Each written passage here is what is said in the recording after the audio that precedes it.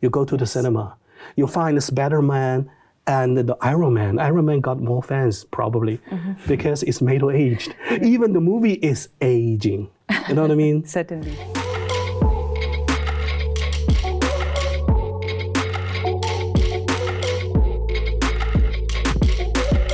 Yeah.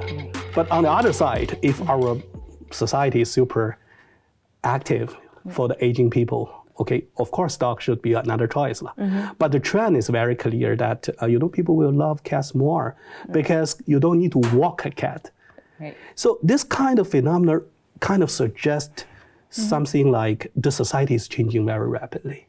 You go to the cinema, you find Spider-Man and the Iron Man. Iron Man got more fans probably because it's middle-aged. Even the movie is aging. You know what I mean? Certainly. Yeah. This is something very interesting ongoing in our society slowly. Certainly. And sociologists need to pay attention to this. I think that's really very insightful. And Prof, speaking of which, I also understand that you are now undertaking the SG70 Towards Healthy Longevity project. So how do you think this project also helps to kind of address the social disconnection that is faced between the society and the elderly people? Oh, that's a very interesting story for me to get involved with SG70. Right. Actually, the PI is Professor Coleman Pei. My friends in the US medicine. She has been collecting this huge data from epidemiological perspective for more than 20, 30 years ago. Right. And then I'm planning to do some sociological work. And when we meet with each other, we talk about social connectiveness. And Professor, Coleman Pei told me, oh, we have the data. Can we do something beyond the perspective of medicine? And I say, yeah, let me try to analyze it from a sociological point of view. And that starts our very productive cooperation. And in this cooperation, we find something very interesting. That is, we usually think living alone, like without any family members, the older people are more likely to be socially isolated or feel lonely or depressed, right? So that's very usual. We actually find that's true in our data set, but when we check about those people who are really feel lonely, depressed, socially isolated, actually a big majority of them come from family with family members. Oh. Yeah. Oh, okay. Yeah, of course, living alone will be a kind of a factor affecting people more likely, but the big chunk of isolated older people in Singapore come from family with co-residence of children. Right. That means what? That means our policy focus should really focus on these kind of family to promote communication, even though people are living together. Right.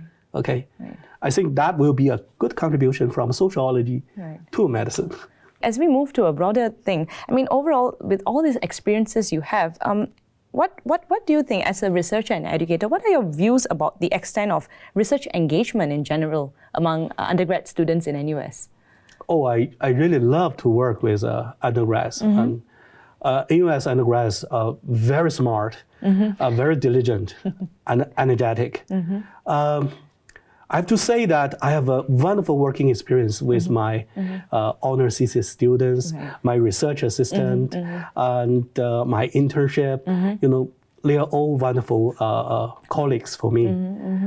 But I want to suggest those of you who really, did not think about it seriously to do research, in the undergrad program.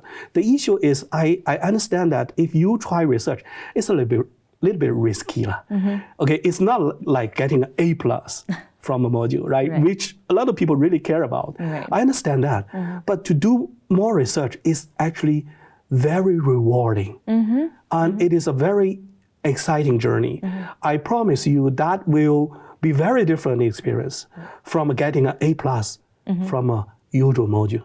In that sense, I really hope more of our undergrads could be more interested to do research with the professors and develop such kind of culture of research activity, research active, between the professors and undergrads. Sure. Thank you very much, Dr. Feng, for this meaningful conversation. We are really very much happy to have had you to share all these insights about the aging population in Singapore and how important and impactful this topic could be, not just for the older generation, but for the younger generation moving ahead.